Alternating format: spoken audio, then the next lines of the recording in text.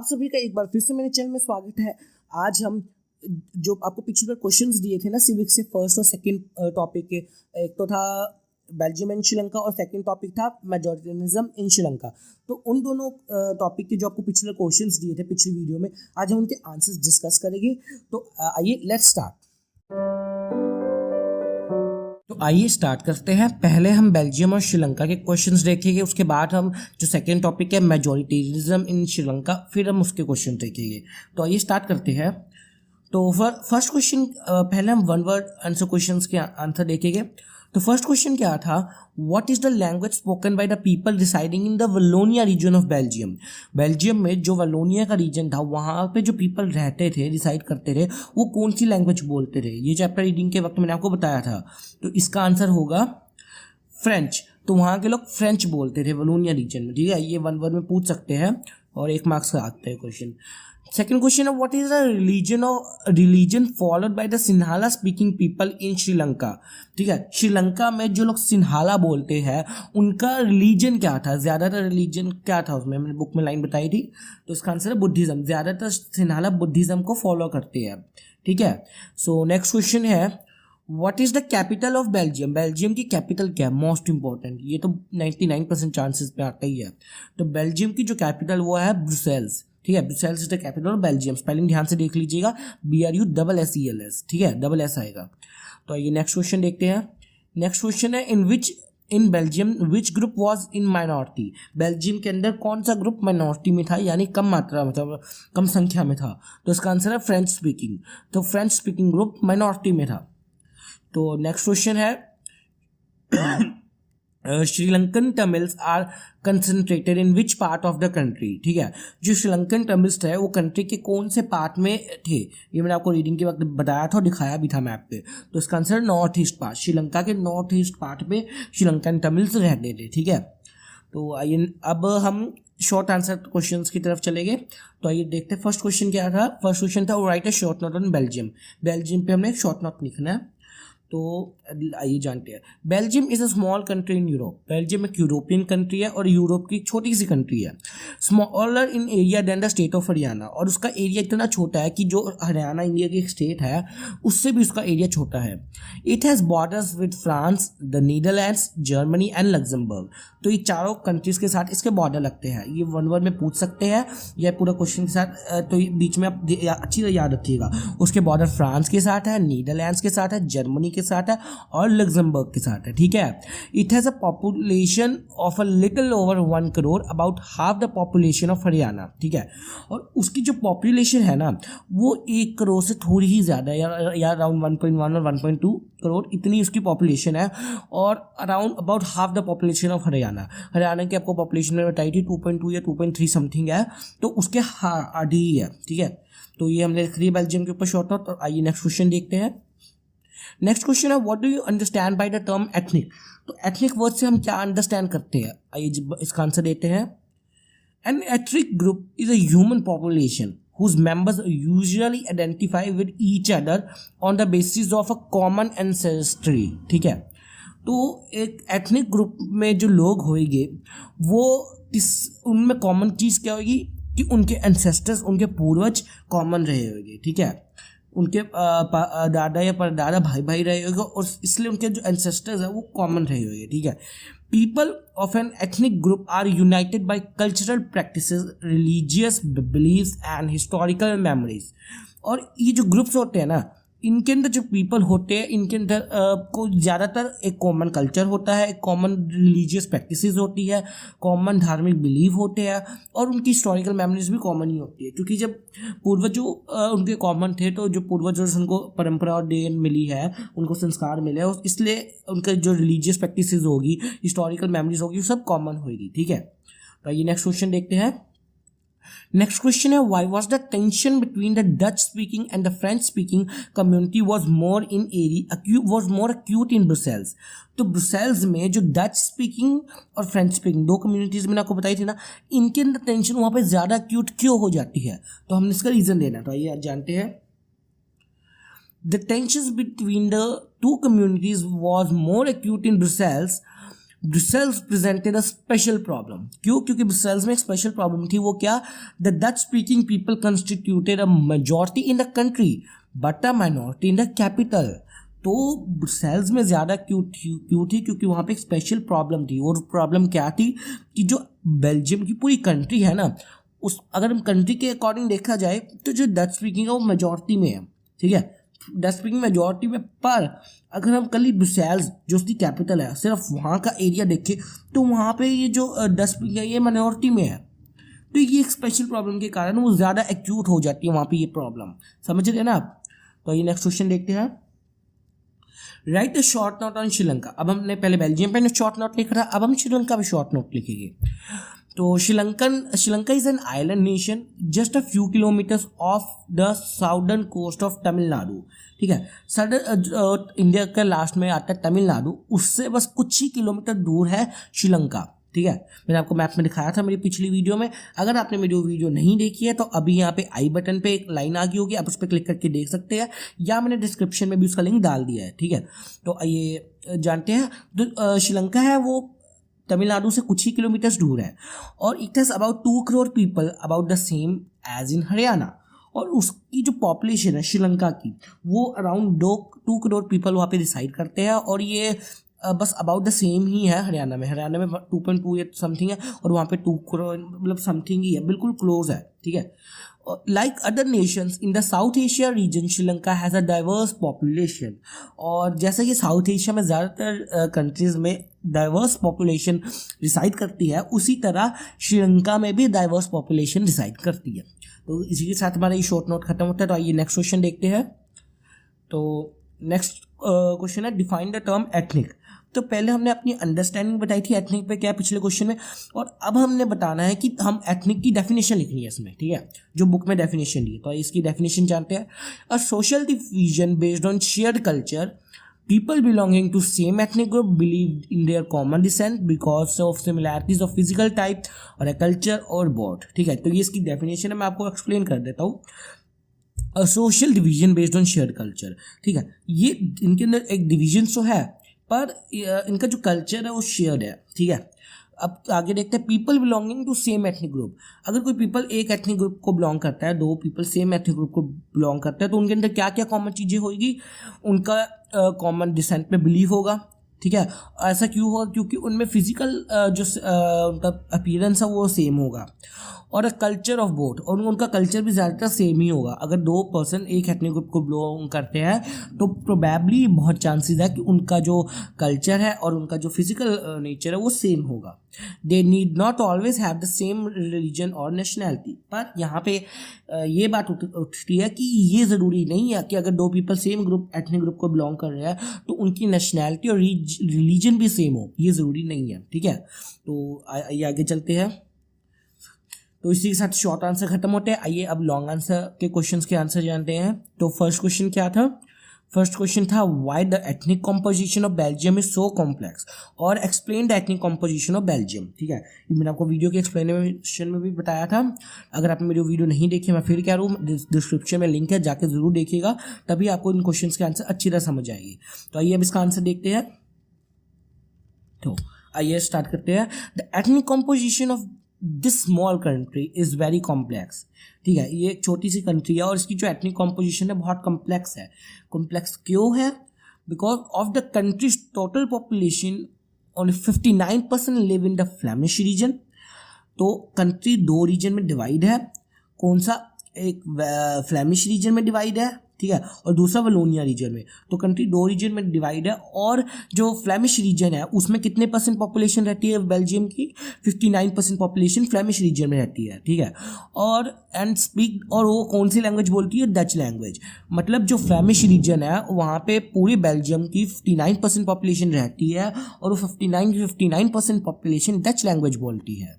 और जो बाकी 40% लोग हैं वो वलोनिया रीजन में रहते हैं और फ्रेंच लैंग्वेज बोलते हैं, ठीक है। तो कंट्री 2 रीजन में डिवाइड है, फ्लेमिश वलोनिया। फ्लेमिश में 59%, वलोनिया में 40%।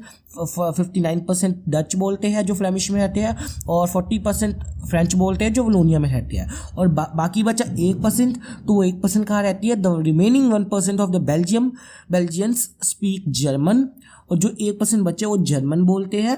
और in the capital city Brussels, ठीक है, तो यहाँ पे अब उन्होंने क्या कहा है कि जो 1% पॉपुलेशन बची है, यहाँ पे हमने पॉपुलेशन को उनकी लैंग्वेज की बेस रख के डिवाइड किया है कि 100% में से 59% डच बोलती है, 40% फ्रेंच और 1% जर्मन, ठीक है। और यहाँ पे एक लास्ट लाइन में और हम एथनिक कॉम्पोजिशन कॉम्प्लेक्स है, ये लाइन ज़रूर लिखना, क्योंकि ये जो भी लास्ट लाइन है ना, इसी के करके इस क्वेश्चन का मेन आंसर बनेगा कि वहाँ की कॉम्प्लेक्स क्यों है। क्योंकि आपने देखा कि जो कंट्री है उसमें डच स्पीकिंग की मेजोरिटी है, पर अब लास्ट लाइन देखिए, in the capital city Brussels 80% of the people speak French while 20% are Dutch speaking.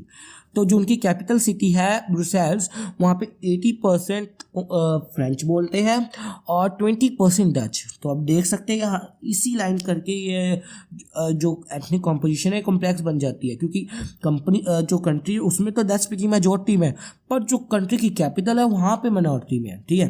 तो आइए नेक्स्ट क्वेश्चन देखते हैं, उम्मीद आपको समझ आया होगा। नेक्स्ट क्वेश्चन है what were the causes of conflicts in Belgium. अब हमने बताना है कि बेल्जियम में कन्फ्लिक्ट्स के कॉजेज क्या थे, कारण क्या थे। तो आइए इसका आंसर देखते हैं।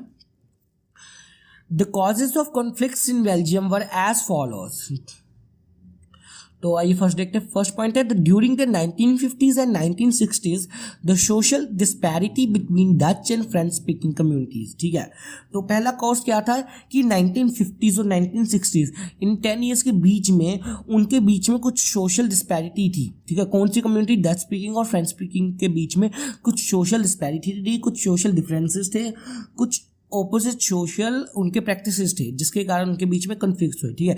फर्स्ट रीजन ये हो गया। सेकंड रीजन क्या है, the minority French speaking community was very rich and powerful, this was resented by the Dutch community, ठीक है। तो वैसे तो फ्रेंच स्पीकिंग कम्युनिटी माइनॉरिटी में है, पर वो डच स्पीकिंग के कंपैरिजन में ज़्यादा रिच और ज़्यादा पावरफुल है, जो ये बात डच स्पीकिंग कम्युनिटी को नहीं भाती थी, ठीक है, और वो उनको रिजेंट करते थे, ठीक है। थर्ड पॉइंट देखते हैं, the Dutch community got benefit of economic development in education much later. और थर्ड रीजन क्या था कि जो डच कम्युनिटी है उनको इकोनॉमिक डेवलपमेंट में और एजुकेशन वाइज जो गवर्नमेंट एजुकेशन होगी और गवर्नमेंट इकोनॉमिकल फंड्स हो गए वगैरह, उन सब की जो बेनिफिट्स है वो उनको बहुत समय के बाद मिले, ठीक है, जो बात उनको बिल्कुल ही अच्छी लगी। दिस लेड टू टेंशन, उसके कारण क्या हुआ, this led to tension between the Dutch speaking and the French speaking communities during 1950s and 1960s। और इसके कारण उन दोनों कम्युनिटीज़ के बीच में टेंशन्स क्रिएट होगी, आपसी झगड़े क्रिएट हो गए, जिसके कारण वो आगे परिस्थिति और बिगड़ गई। और ये कब हुआ, सब 1950s से लेके 1960s के बीच में, इन 10 ईयर्स के बीच में ये सब कारणों के कारण उनके बीच में कॉन्फ्लिक्ट्स होने लगे, ठीक है। तो आइए नेक्स्ट क्वेश्चन देखते हैं। नेक्स्ट क्वेश्चन है explain the ethnic composition of Sri Lanka. अब हमने श्रीलंका की एथनिक कॉम्पोजिशन बतानी है, तो आइए जानते हैं। Sri Lanka has a diverse population. Sri Lanka में पॉपुलेशन बहुत डाइवर्स है। The Sinhalese communities form the majority of the population. तो श्रीलंका में जो मेजॉरिटी है वो कौन बना रहा है, वो सिन्हाला कम्युनिटी बना रही है, ठीक है। श्रीलंका में मेजॉरिटी सिन्हाला कम्युनिटी बना रही है, और कितने परसेंटेज जिससे बना रही है, 74%, ठीक है। विद तमिल स्पीकर्स 18%, और जो तमिल स्पीकर्स है वो 18% फ्रॉम द माइनॉरिटी, और माइनॉरिटी में कौन हो गए, तमिल स्पीकर्स माइनॉरिटी में हो गए। अमंग तमिल्स अब जो 18% तमिल्स है, इस 18% में भी दो सब ग्रुप डिवाइडेड है। कौन कौन से, Tamil native of the country were called Sri Lankan Tamils. पहला हो गया कि श्रीलंकन तमिल्स, और दूसरा जो तमिल बाहर से आया यानी तमिलनाडु से आया, क्योंकि मैंने आपको बताया था कि जो श्रीलंका है वो तमिलनाडु से बहुत पास है। तो पुराने ज़माने में पैसा कमाने के लिए लोग तमिलनाडु से श्रीलंका में आए थे, ठीक है। तो अभी 18% में से डिवाइडेड है। श्रीलंकन तमिल्स कितने परसेंट है, जो श्रीलंका के खुद के तमिल्स है वो है 13%, और जो बाहर से आया यानी इंडिया तमिलनाडु से आया वो है 5%, ठीक है। और तो आइए अब रीड करते हैं। 18% तो ये हो गए Tamil speakers. Among Tamils there are 2 sub groups, Tamil natives of the country are called Sri Lankan Tamils, जैसा कि मैंने आपको बताया 13% Sri Lankan Tamils. The Tamils who were brought as indentured labor from India by British colonists to work on estate plantation are called Indian origin Tamils, ठीक है। और जब India आज़ाद नहीं था, ब्रिटिश के गुलाम था, तब ब्रिटिश का राज था, तो ब्रिटिश तमिलनाडु से लोगों को लेके आई श्रीलंका में डेवलपमेंट करने के लिए, ताकि श्रीलंका में भी अपना हक जमा पाए। तो तब और उन जब उन लोगों को लेके आई तो कई लोगों को वहाँ का नेचर अच्छा लगा, तो वो वहीं पे बस गए। और कितनी % पॉपुलेशन उन्होंने एक्यूमुलेट कर ली? अराउंड 5% वहाँ की पॉपुलेशन इंडियन तमिल्स ने एक्यूमुलेट कर ली, ठीक है। Most of the Sinhala speaking people are Buddhist. और अब जो मैंने आपको बताया कि ये 74% पीपल थे, ठीक है, जो 74% पीपल थे, इसमें से ज़्यादातर कौन सा रिलीजन फॉलो करते थे? बुद्धिस्ट। वो बुद्धिज़्म फॉलो करते थे, जैसे मैंने आपको first short answer one word answer में भी बताया था। While most of the Tamils are Hindus or Muslims, there are about 7% of Christians who are both Tamils and Sinhalas, ठीक है। तो जो तमिल्स थे वो ज़्यादातर हिंदू या मुस्लिम थे, और कुछ 7% पॉपुलेशन भी थी जो क्रिश्चियंस कम्युनिटी को बिलोंग करती है, और वो दोनों ही लैंग्वेज बोल लेते हैं, या तमिल बोल लेते हैं सिन्हाला, तो उन पे हम ज़्यादा जोर नहीं देंगे। तो ये हमने श्रीलंका की एथनिक कॉम्पोजिशन एक्सप्लेन कर दी। तो आइए नेक्स्ट क्वेश्चन की तरफ चलते हैं। तो नेक्स्ट क्वेश्चन क्या है? What were the 2 main causes of resentment in Belgium in 1960? How was the conflict solve? ठीक है, तो 1960 के दौरान बेल्जियम में क्या झगड़े हुए, क्या रीज़न हुए, तो हमने सब बताना है। तो आइए जानते हैं। तो इस द माइनॉरिटी फ्रेंच, इसका सबसे पहला रीज़न यही है, the minority French speaking community was relatively rich and powerful. जो फ्रेंच स्पीकिंग कम्युनिटी है वो थी तो माइनॉरिटी में, कम मात्रा में, पर वो डच स्पीकिंग से ज़्यादा रिच एंड पावरफुल थी। This was resented by the Dutch speaking community who got the benefit of economic development and education later, ठीक है। और ये बात किसको नहीं भाई? ये डच स्पीकिंग कम्युनिटी को ये बात बिल्कुल नहीं भाई, क्योंकि उनको, अब देखिए आपके सामने कोई आप हो और आपका भाई है, ठीक है, उसको कोई चीज़ मान लो चॉकलेट है, उसको जल्दी मिल गई, आपको 2 दिन बाद मिली, तो क्या आपको बात अच्छी लगेगी? नहीं लगेगी ना। तो सेम उनके साथ था, उनको अच्छा नहीं लगा कि हमें इकोनॉमिक बेनिफिट इतने लेट क्यों मिले, हमारे साथ ये भेदभाव क्यों हुआ। तो इसके कारण उनके अंदर रिजेंटमेंट की भावना आ गई। और इसके कारण, अब वो भावना के कारण क्या हुआ? This led to tensions between the Dutch speaking and French speaking communities during the 1950s to 1960s। और इस भावना के कारण उनके अंदर तनाव की, झगड़े की भावना आ गई, और उनके बीच में टेंशंस क्रिएट हो गई, ठीक है।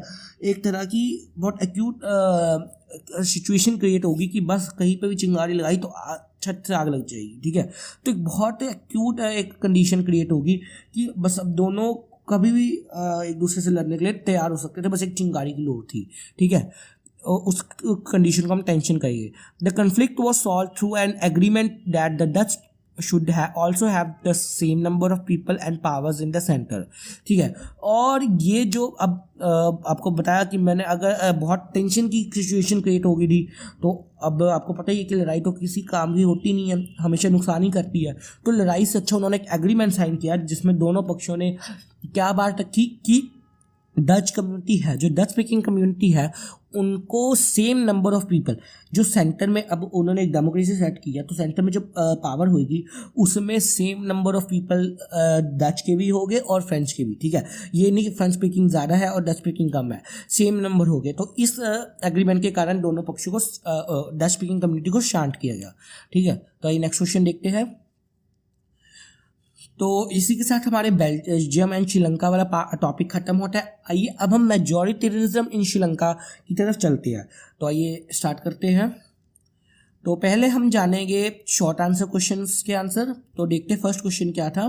तो फर्स्ट क्वेश्चन है, after independence Sri Lanka witness the supremacy of which community? तो इसका आंसर देखते हैं क्या है। तो इसका आंसर है, Sri Lanka emerged as an independent country in 1948। Sri Lanka कब आज़ाद हुआ? 1948 में। ये लाइन इंपॉर्टेंट है, ये वन वर्ड में भी पूछ सकते हैं कि श्रीलंका कब आज़ाद हुआ, तो 1948 में आज़ाद हुआ। And the democratically elected government adopted a series of measures to establish Sinhala supremacy। तो आज़ादी के बाद किसकी सुप्रीमेसी एस्टैब्लिश होगी? सिन्हाला की, ठीक है, क्योंकि सिन्हाला मेजॉरिटी में थे, तो वहाँ पर उन्होंने मेजॉरिटी का फ़ायदा उठा लिया। तब इस टॉपिक का नाम भी है मेजॉरिटेरिज्म इन श्रीलंका, क्योंकि वहाँ पर मेजॉरिटेरिज्म आ गई। तो आइए नेक्स्ट क्वेश्चन देखते हैं। डिफाइन मेजॉरिटेरिज्म, ठीक है। अब हमने मेजॉरिटेरिज्म बताना है, इसका डेफिनेशन लिखनी है जो बुक में दिया। तो आइए जानते हैं। a belief that the majority community should be able to rule a country in whichever way it wants by disregarding the wishes and needs of the minority। ठीक है, तो मेजोरिटिज्म क्या होता है? एक बिलीफ, ऐसा मानना कि जो मेजोरिटी कम्युनिटी है, जो ज़्यादा संख्या में लोग हैं, उनका ही रूल होना चाहिए कंट्री में, उनका ही शासन होना चाहिए और उनके ढंग से कंट्री चलनी चाहिए, जैसे उनको सहूलियत लगती है, जैसे उनको कंफर्ट लगता है, जो उनकी मर्जी है उनकी मर्जी से चलना चाहिए। ठीक है, और चाहे तुम जो माइनॉरिटी स्पीकिंग है, जो माइनॉरिटी में है कम मात्रा में, चाहे तुम उनको इग्नोर कर दो, उनको उनकी ना सुनो, उनके विदाउट कंफर्ट मेजर्स लो, कोई फर्क नहीं पड़ता। तो ऐसी भावना को हम कहेंगे मेजोरिटिज्म, कि जो मेजोरिटी में सिर्फ उनकी सुनो, माइनॉरिटी को इग्नोर कर दो, और ये बात बिल्कुल भी सही नहीं है। ठीक है, तो ये नेक्स्ट क्वेश्चन देखते हैं। अब इन्होंने पूछा, why after 1948 in Sri Lanka the democratically elected government adopted a series of majoritarianism measures to establish Sinhala supremacy. तो अब इन्होंने क्वेश्चन क्या पूछा कि 1948 के बाद जब श्रीलंका फ्री हुआ, डेमोक्रेट हुआ, तो तब उन्होंने ऐसे मेजर्स क्यों लिए जिसके कारण सिन्हाला की सुप्रीमेसी आई। तो आइए इसका आंसर देखते हैं। Sri Lanka emerged as an independent country 1948। ठीक है, 1948 में आजाद हुआ। The leaders of the Sinhala community sought to secure dominance over the government by virtue of their majority. तो अब गवर्नमेंट ने सिन्हाला के सुप्रीमेसी को स्टैब्लिश करने के लिए मेजर्स इसीलिए लिए क्योंकि आज़ादी के टाइम जो सिन्हाला कम्युनिटी थी ना, उन्होंने थोड़ा दिमाग लगाया, उन्होंने सोचा कि अगर अभी हमने कुछ नहीं किया फिर एक कॉन्स्टिट्यूशन फॉर्म हो जाएगा, और अगर कॉन्स्टिट्यूशन एक बार फॉर्म हो गया तो हम कुछ नहीं कर पाएंगे। तो उन्होंने बड़ी चालाकी से अपने आप को अपनी मेजोरिटी का फ़ायदा उठाते हुए, जो वहाँ की वो थी ना गवर्नमेंट थी, उसके अंदर बड़ी बड़ी पावर्स ले ली अपने हाथों में। ठीक है, जिसके कारण क्या हुआ, उन्होंने मेजोरिटेरियनिज्म मेजर अपने फायदे में मेजर्स लेना शुरू कर दिए। As a result the democratic elected government adopted a series of majoritarian measures to establish Sinhala supremacy. अब समझ पा रहे हैं ना कि जब जैसे ही कंट्री आज़ाद हुआ, सिन्हाला के दिमाग में आया कि अगर हमने अभी कुछ नहीं किया तो एक कॉन्स्टिट्यूशन फॉर्म हो जाएगा जिसमें सबको इक्वल राइट्स मिल जाएंगे, और सबको इक्वल राइट्स मिले तो उनकी जो डोमिनेंस है वो कम हो जाएगी। तो उन्होंने दिमाग लगा के क्या किया, उन्होंने अपनी गवर्नमेंट में ज़्यादा सीटें ले ली, क्योंकि उनकी मेजॉरिटी थी, तो उन्होंने गवर्नमेंट में ज़्यादा सीटें ले ली, जिसके कारण उन्होंने अपने फ़ायदे में मेजर्स लेना शुरू कर दिए। ठीक है, तो आइए नेक्स्ट क्वेश्चन देखते हैं। नेक्स्ट क्वेश्चन, अब हम लॉन्ग आंसर क्वेश्चन के आंसर्स जानेंगे। तो आइए देखते हैं फर्स्ट क्वेश्चन क्या है। तो फर्स्ट क्वेश्चन है, what measures were adopted by the democratically elected government of Sri Lanka to establish Sinhala supremacy. अब हमने जाना कि जब कंट्री आज़ाद हुई तो सिन्हाला ने अपनी धाक जमा ली और अपने फायदे में मेजर्स लेना शुरू कर दिए, पर अब वो कौन कौन से मेजर्स थे हमने वो बताने हैं। ये बहुत इंपॉर्टेंट क्वेश्चन है, ज़रूर ही आता है। तो आइए अब इसका आंसर देखते हैं। The measures which were adopted by the democratically elected government of Sri Lanka to establish Sinhala supremacy are as follows। तो ये देखिए इसका ये आंसर है। तो पहला पॉइंट डिस्कस करते हैं। In 1956 an act was passed to recognize Sinhala as the only official language, thus disregarding Tamil। ठीक है, तो सबसे मेन पॉइंट इसका यही है, जो सबसे ज़्यादा तमिल्स को भड़काया, मतलब उनकी आत्मा को जो सबसे ज़्यादा चोट हुई वो इसी कारण हुई कि जो 1956 में सिन्हाला को ऑफिशियल लैंग्वेज, कंट्री का ऑफिशियल लैंग्वेज डिक्लेयर कर दिया गया, और मतलब जो काम होगा अब सिन्हाला लैंग्वेज में होगा, और इसके कारण तमिल को बहुत दुख लगा कि हमें तो बिल्कुल इग्नोर कर दिया गया। सेकेंड पॉइंट देखते हैं। The government followed preferential policies that favor Sinhala applicants for universities position and government jobs।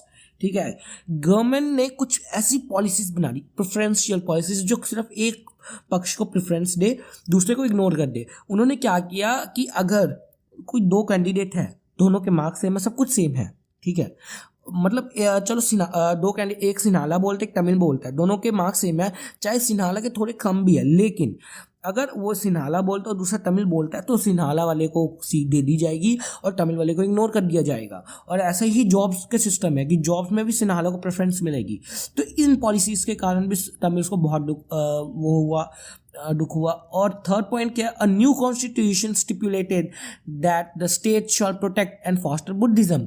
और एक नवा उन्होंने अपने कॉन्स्टिट्यूशन बना दिया, जैसा कि मैंने आपको बताया कि उनको पता था अगर वो नहीं गए, सिन्हाला ने अपने हाथों में जो पावर है वो नहीं ली, तो एक ऐसा कॉन्स्टिट्यूशन फॉर्म हो जाएगा जिसके अंदर सबको इक्वालिटी मिल जाएगी। पर उस चला के निकले, उन्होंने पावर्स को अपने हाथों में ले लिया और उन्होंने ऐसा कॉन्स्टिट्यूशन बनाया कि जिसके कारण जो जितने भी अंदर प्रिंसली स्टेट्स हैं उनको ऑर्डर मिला कि वो सिर्फ वो बुद्धिज़्म को प्रोटेक्ट करे, उनको इनकरेज करे, चाहे दीवारों पे पोस्टर्स चिपकाए या उनके लिए कोई अलग कैंप लगाए, जो भी करे, पर वो बुद्धिज़्म को प्रोटेक्ट करे, उसको इनकरेज करे। ठीक है, तो नेक्स्ट क्वेश्चन देखते हैं।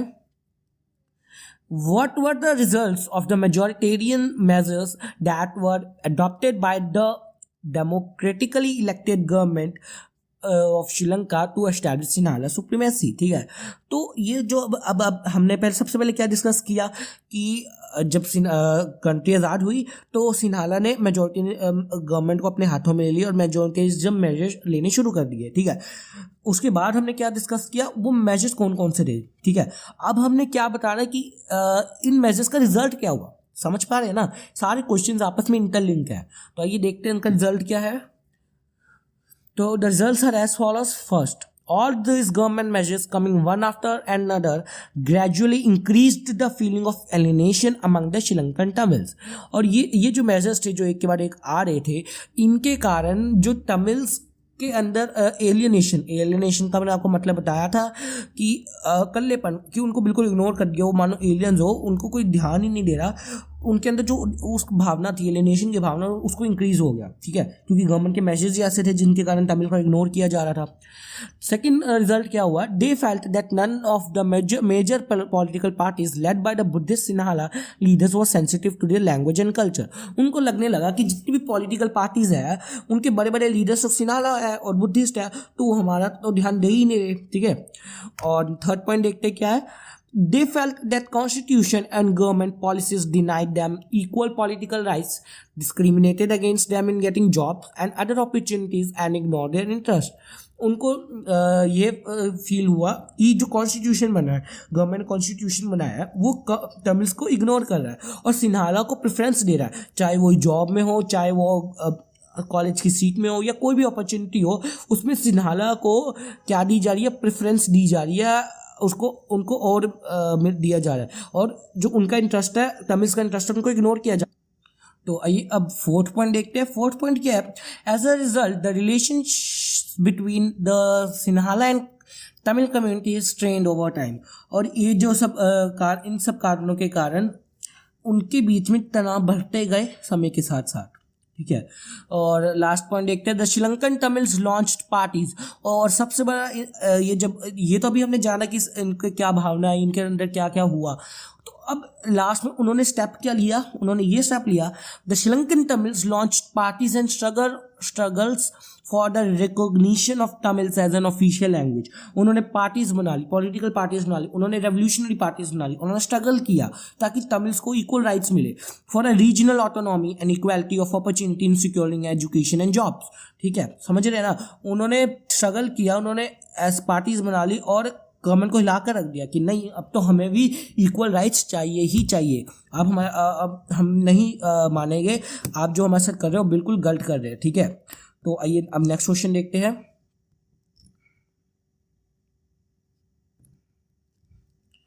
तो नेक्स्ट क्वेश्चन है, explain the efforts made by the Sri Lankan Tamils to get their rights. ठीक है, तो अब हमने एफर्ट्स बताने हैं जो श्रीलंकन तमिल्स ने लिए उनको अपने राइट्स पाने के लिए। ठीक है, तो ये जानते हैं। The Sri Lankan Tamils launched parties and struggles for the recognition of Tamils. ठीक है, एज एन ऑफिशियल लैंग्वेज उन्होंने पार्टीज बनाई, स्ट्रगल्स किया अपने तमिल को ऑफिशियल लैंग्वेज बनाने के लिए, for regional autonomy and equality of opportunity in securing education and jobs, ताकि उनको भी इक्वल अपॉर्चुनिटी मिले जॉब्स को सिक्योर करने में।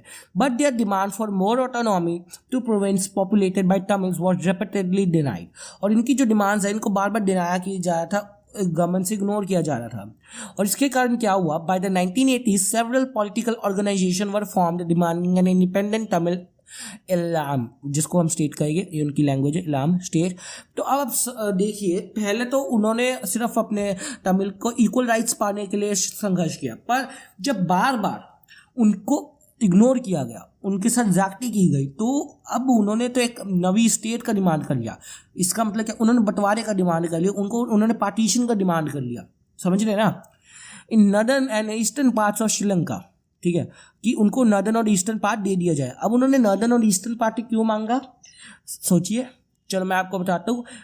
मैंने आपको बताया था कि पिछली वीडियो में कि जो तमिल्स है वो कंट्री के नॉर्थ और ईस्ट पार्ट में रहते हैं, इसलिए उन्होंने नॉर्थर्न और ईस्टर्न पार्ट को कंट्री से अलग करके सेपरेट स्टेट बनाने का ऑर्डर मतलब डिमांड रखी, ठीक है। मैं आपको फिर कह रहा हूँ, अगर आपने मेरी वीडियो नहीं देखी है तो डिस्क्रिप्शन में जाके ज़रूर देखिएगा, उसमें मैंने बहुत इंपॉर्टेंट पॉइंट्स कवर किए हैं।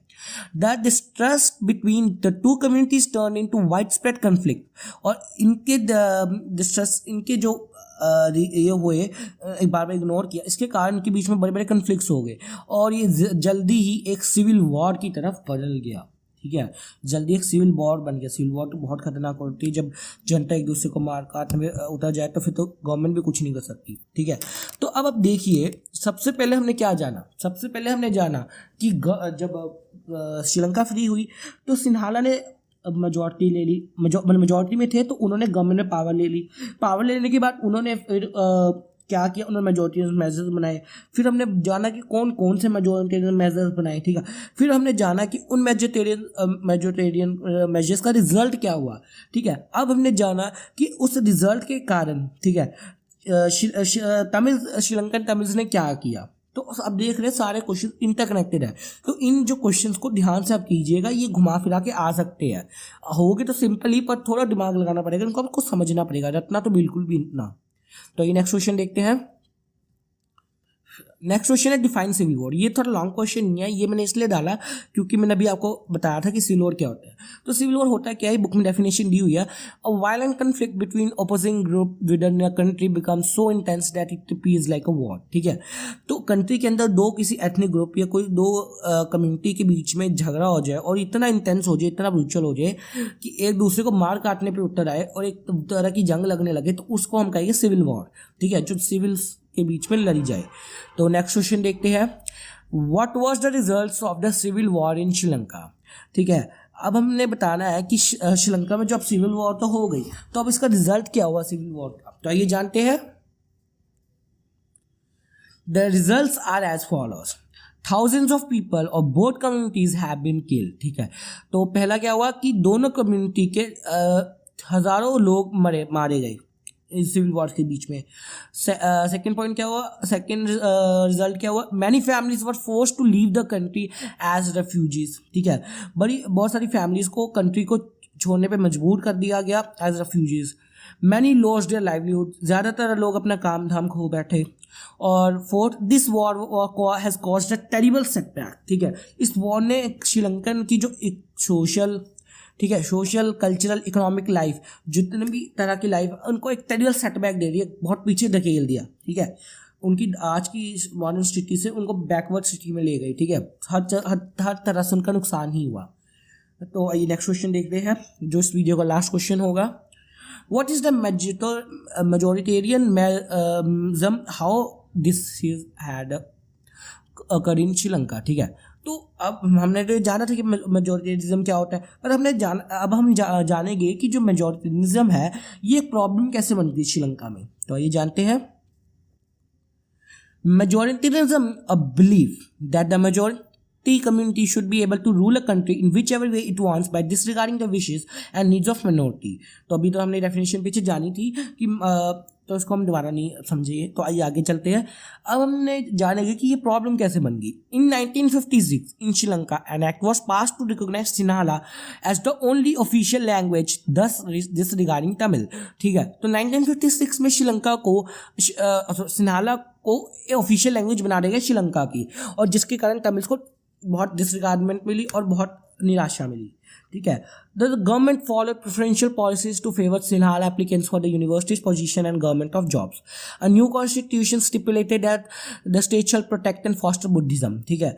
तो अभी हमने ये प्रॉब्लम कैसे बन गई मेजोरिटरिज्म, क्योंकि इन्होंने जब मेजोरिटरिज्म मेजर्स लिए, कौन कौन से मेजर्स लिए, उन्होंने सिन्हाला को ऑफिशियल लैंग्वेज बना दिया, उन्होंने प्रेफरेंशियल पॉलिसीज़ को फॉलो किया, उन्होंने कॉन्स्टिट्यूशन बनाया जिसमें बुद्धिज़्म को फॉस्टर करने की बात की गई, ठीक है। और उन्होंने क्या किया, all this governments measures coming one after another gradually increased the feeling of alienation among the Sri Tamils, और इसके कारण श्रीलंकन तमिल्स में अकेलेपन की भावना बढ़ गई, उनको लगने लगा कि हमें तो इग्नोर किया जा रहा है।